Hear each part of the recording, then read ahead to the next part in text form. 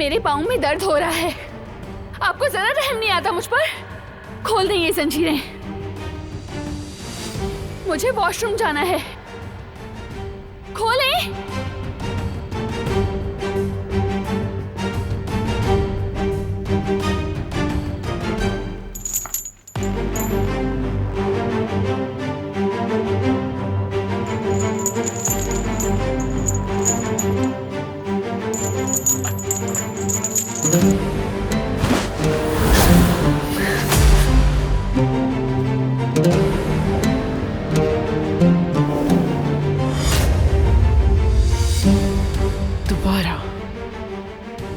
दोबारा अगर भागने की कोशिश की तो इसकी भारी कीमत चुकानी पड़ेगी तुम्हें।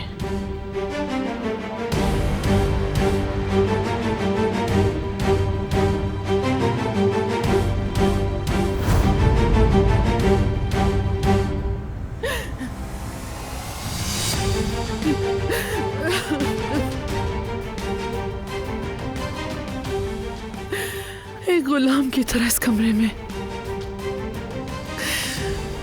कैद करके रखा और बोलने का हक तक नहीं दिया मैंने उसे।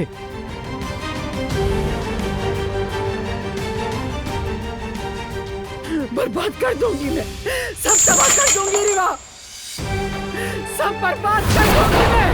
कैसे किया मैंने ये, कैसे?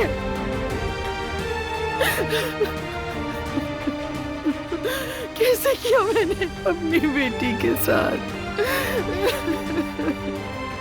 कैसे किया?